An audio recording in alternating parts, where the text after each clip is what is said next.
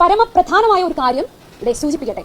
ഇവിടുത്തെ ഈ സ്കൂളിലെ നിയമങ്ങളും നിബന്ധനകളും അനുസരിച്ച് ഞങ്ങളുടെ വിദ്യാർത്ഥിനി വന്നാൽ ആദ്യ ദിനം വന്ന അതേ സ്നേഹത്തിൽ വിദ്യാഭ്യാസം പൂർത്തിയാകുമ്പോഴും ആ കുഞ്ഞിന് വിദ്യ നൽകാൻ ഞങ്ങൾ തയ്യാറാണ്. സ്നേഹം കണ്ടു, എത്രത്തോളം സ്നേഹം കണ്ടു. ആരാ പറയുന്നേ? അവിടെയാണ് പ്രധാനം. ആരാ പറയുന്നേ? ഇതൊക്കെ ഒരു നയമാണോ?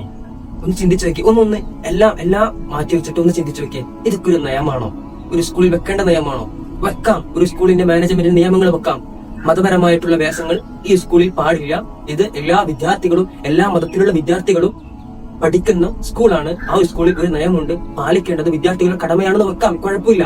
പക്ഷേ ഇതിനെ നിയന്ത്രിക്കുന്ന ഒരു കുട്ടി ഹിജാബിട്ട് വന്നപ്പോ, തട്ടമിട്ട് വന്നപ്പോ, തലമറച്ച് വന്നപ്പോ ആ കുട്ടി വിശ്വസിക്കുന്ന മതത്തിന്റെ ഒരു ഷിയാർ എന്ന് പറയാം, ഒരു അടയാളം തലയിൽ കണ്ടപ്പോൾ ആരാണ് അതിനെ നിഷേധിച്ച് സ്കൂളിൽ പുറത്താക്കിയത്? ഈ ചേച്ചിയാണ്, അതല്ലെങ്കിൽ ഈ സിസ്റ്ററാണ്. ഒന്ന് ആലോചിച്ച് നോക്കിയ. ആ സിസ്റ്റർ പറയുമ്പോ ആ സിസ്റ്ററുടെ തലയിൽ എന്താ ഉള്ളത്? ആ സിസ്റ്ററുടെ മതവുമായി ബന്ധപ്പെട്ട വസ്ത്രങ്ങളല്ലേ?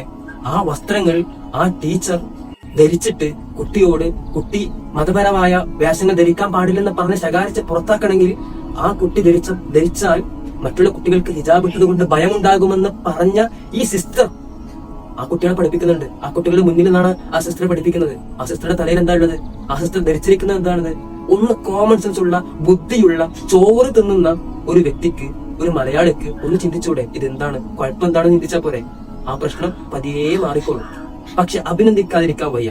നമ്മുടെ ഭരിക്കുന്ന വിദ്യാഭ്യാസ മന്ത്രി ആ വിദ്യാഭ്യാസ മന്ത്രിയുടെ നിലപാടിനെ അംഗീകരിക്കുന്നു. കാരണം നിയമങ്ങൾ ആകാം, പക്ഷേ അത് എല്ലാവർക്കും ബാധകമാണ്. എല്ലാവർക്കാണ്. ഒരു നിയമം വെച്ചാൽ നിയമം ബാധകമാണ്. കുട്ടികൾക്ക് വേറെ, കുട്ടികൾ ഹിജാബിട്ടാൽ ഭയം, സിസ്റ്റർ ഹിജാബിട്ടാൽ അതല്ലെങ്കിൽ മത വസ്ത്രമിട്ടാൽ അത് കുട്ടികൾക്ക് സന്തോഷം. അങ്ങനെയാണോ?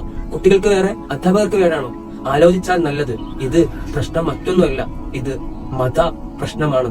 ഒന്നാലോചിക്കാം. ഒറ്റ തീരുമാനം എടുത്താൽ മതി. അവിടെ ക്രിസ്ത്യൻ സ്കൂളാണ്, ക്രിസ്ത്യൻ വിദ്യാർത്ഥികൾക്ക് മാത്രം പഠിക്കാനുള്ള സൗകര്യം ഒരുക്കുക, മറ്റുള്ള വിദ്യാർത്ഥികളെ കൊണ്ടുവരാതിരിക്കുക എന്നൊരു ആലോചന ഉണ്ടായാൽ പോലെ. എന്നാൽ ഈ പ്രശ്നമൊന്നും ഉണ്ടാവില്ലല്ലോ. പിന്നെ ഒന്ന് ചിന്തിക്കുക, ഇത്രയും വർഗീയ ജന്തുക്കളുള്ള, വർഗീയ വിഷം ചീറ്റുന്ന വിദ്യാലയങ്ങൾ പങ്കെടുപ്പിക്കാതെ, ചേർക്കാതെ എത്രയോ സർക്കാർ സ്കൂളുകൾ ഈ നാട്ടിലില്ലേ?